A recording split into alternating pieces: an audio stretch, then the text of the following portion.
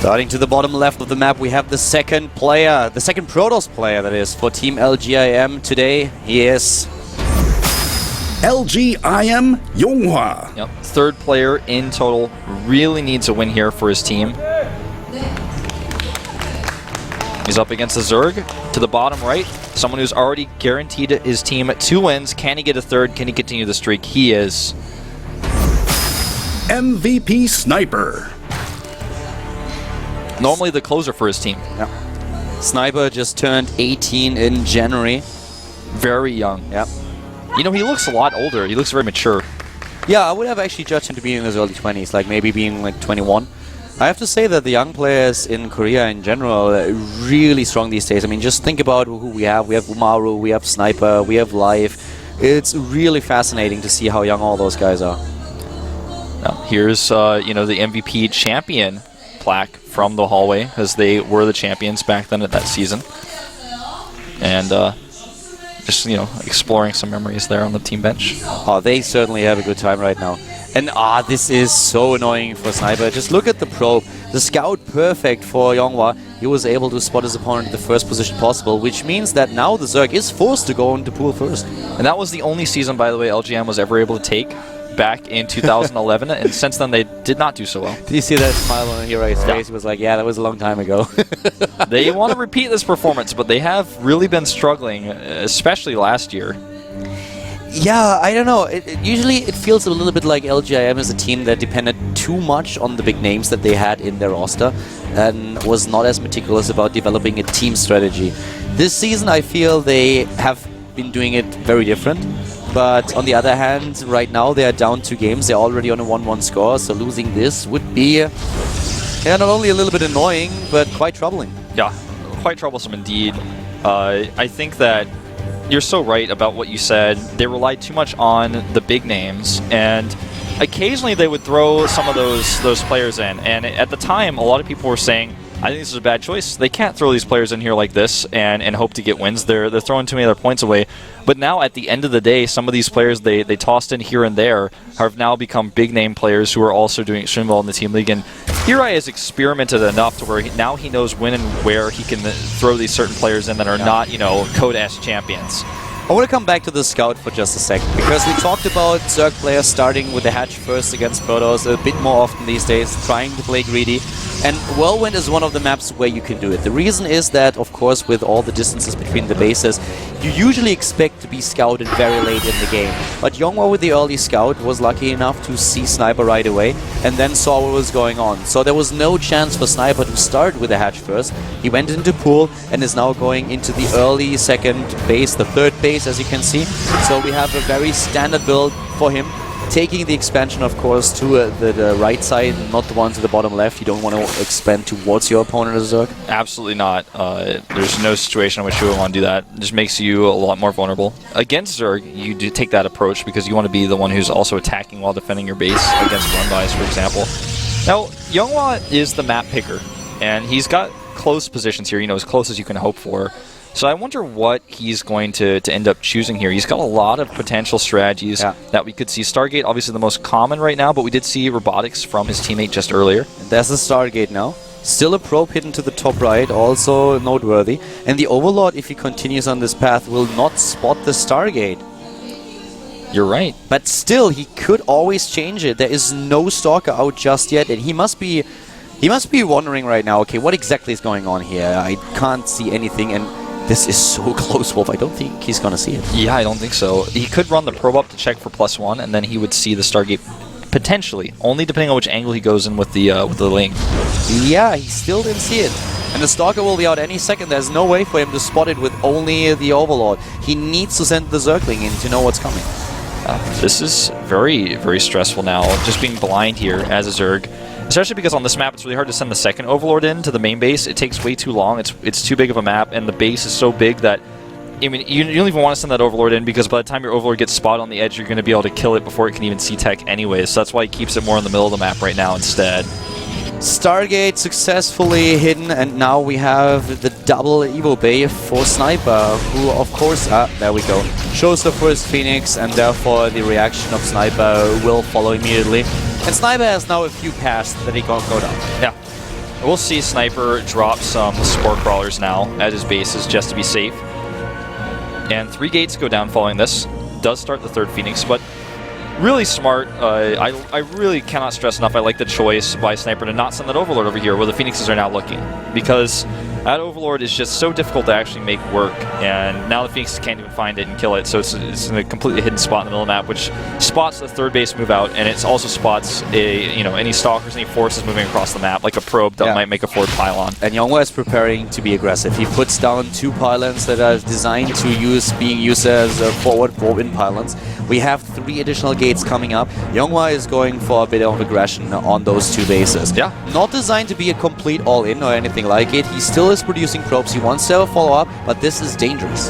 This is not, the same thing we saw from Flying versus Stefano, for example. It's kind of a lighter version of it. And now he's going to warp in that probe, that scouting probe, so important. He was able to get away with this and hide those pylons over there. This is going to blindside Sniper a little bit. He is making a lot of lings now, but against +1 Zealots, that's not what you want. Exactly. It's not what you want. Most of the gas goes into the tech. We already have a robot coming up. And here comes Yonghwa now. Yonghwa trying to execute a lot of pressure. All those Zealots, a big problem for the Zerg. Oh, especially with the angle he has here on the mineral line. See, Sniper has to pull back. He wants to get a surround. He does not want to fight in a choke point. But really good positioning here by Yonghwa. Yeah, exactly. Great position here for the Zealots. We don't have a Roche War, and a big problem here for Sniper. Sniper is losing a lot. He is losing a ton, and the Phoenix is just kind of looking for Overlords at this point. There's not much they could do. There's too many spores, but the Zealots alone are doing the damage. The Roche Warren comes down, but it's way too late. The 3rd is lost. There's no way he can save this 3rd base. He's desperately trying to put on a Roach War now. He needs Roaches. Zerglings just don't cut it. Not against +1 Zealots. This 3rd is going to fall, and Sniper, he might lose a lot more than only his 3rd Yeah, base. he's trying to use his drones on stop position to bug out the Zealots, but with no range units, it just simply doesn't matter.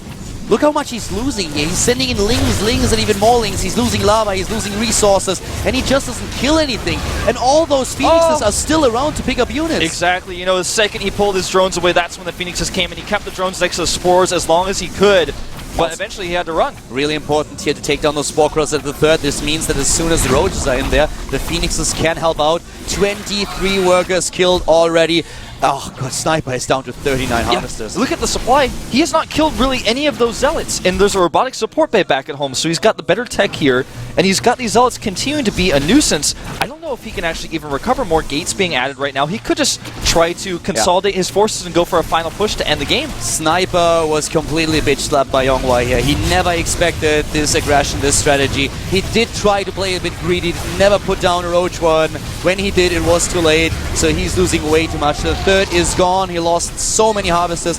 Desperately trying to even add a few Hydralisks right now, but the damage has been done. Yeah. A bit overzealous by Yonghwa to try to run into the natural there. That's not what I meant by consolidate his forces. I meant, if he gets all of his Zealots together with a few more Warpins, then goes for another attack with 1 Colossus, but instead he wants to just keep trading. And since he's in a decent spot economically, this works out for him. It looks like he's just barely out of energy. The 1-1 is done now for Sniper. He, of course, completed during the fight, but in the beginning, the upgrade advantage that Yonghwa had really made this attack so difficult to hold off. And then he just didn't have the numbers anymore. Now he's suddenly, with a few Roaches, up against the Protoss player, who just picks off his units one by one with those Phoenixes. And this aggression, it's all that he can do, but it's not going to accumulate anything. Yeah, he's got enough sentries out, which have built up so much energy to deal with any sort of counterattack. Plus, on this map, normally, we talked about this actually before, if you're Protoss against the Zerg, sometimes you want to take the 3rd that's close to the Zerg so you can attack, but since he's already ahead, he doesn't need to do that. He's already done so much damage. Nice pick up on the Hydra here, so he takes the 3rd base away from the Zerg, so it's harder for the Roach counterattack to even do anything to him. And with 2 Colossi already on the map, it's very difficult for Sniper to try to hit a timing with the Hydralisk. It's actually impossible. You need the range upgrade first. He's already researching the Hydra speed, but he is completely passive here. He has no chances of doing damage. He's trying though, but this is not going to be successful. Yeah, had he taken the 3rd base that's to the south, next to the creep, maybe he could force a cancel on the Nexus, maybe. But in this position with the Nexus on the left side, there's no way. It takes way too long to walk across the side of the map. And there's Void Ray Colossus coming out. That's the composition he's going to be facing. He does not have enough gas to deal with this. He doesn't even have his 3rd hatchery up, but he's going for the attack now. As needs to be careful as the Hydras are not contested by any Phoenixes. Phoenixes could do a lot against the light armored units here in those numbers, and now they are back, immediately picking off a few of the Hydralisk, and there's the GG. That was, you call it a bitch slap, and it virtually was. I mean, he took his hand to the computer and slapped him there. With that, it all comes down to that one probe that gets away and hides the pylons after he shows Phoenix Tech. It's tricky, and we saw Sniper skip the Roach Warren. If you skip that Roach Warren, sometimes you get punished. Yep.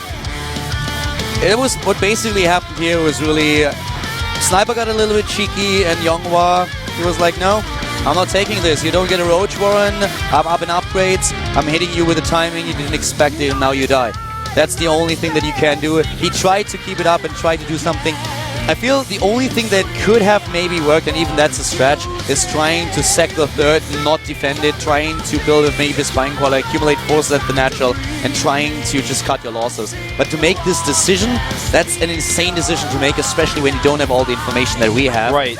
Then he was in such a bad spot. I mean, that was brilliant play by Yonghwa. This was exactly the build that he needed to put Sniper in his place. And this is what LGIM needs. We had a zoom a little bit earlier on Tails, and I'm curious to see if Tails might come out as a sniper at this point to do a PvP, something they could go for. Yep. But LGIM now has the momentum that they needed. They've got a win on the board. They're going to force a second player out for MVP, and we're going to find out fairly soon who that's going to be. I could very well see we have Tails coming out as a sniper, but I could also see someone like Noblesse or Chipmunk Terran coming out here. Noblesse might be a good choice here. We still have players like Keen, we have DRG, we have so many good players on this roster, so there's a lot of depth. And you need to realize that this is also, of course, with the Team League, a scenario where snipers can be pulled out. There are a lot of times you have a player choice and you look at it and it's like, really? Does that make sense? The guy didn't do all too well in the individual league, and if you go throughout this results, it's like, well, that's an odd choice. But then you talk to the team later on and you realize, okay, this guy was actually trained the entire time to take on a single opponent or a single matchup, and now he's just going to be out there to take one opponent down. That's all that he has to do, and this gives his team a strategic advantage later on. For me, you've got two options as Coach Sway right now. You can go with the heavy-handed approach and pick Noblesse or Keen, or you can pick the finesse approach and pick Tails. And it's going to be Keen. It's going to be Keen. We have the commander himself going to the booth. So this is a more aggressive approach, and I think we're probably going to see what we've been seeing in this matchup every single time we watch it. One of these 3-base timings. It's such a difficult time to deal with this cross because your third is so delayed by those speed medevacs. And the map he's chosen is Red City. Yep. Commander Keen is in the house, pogo stick and helmet ready, and we are gonna find out if he can take down Yonghwa after a short commercial break. Guys, don't go anywhere. This is GSTL Season 1 2013 with Carl and Wolf.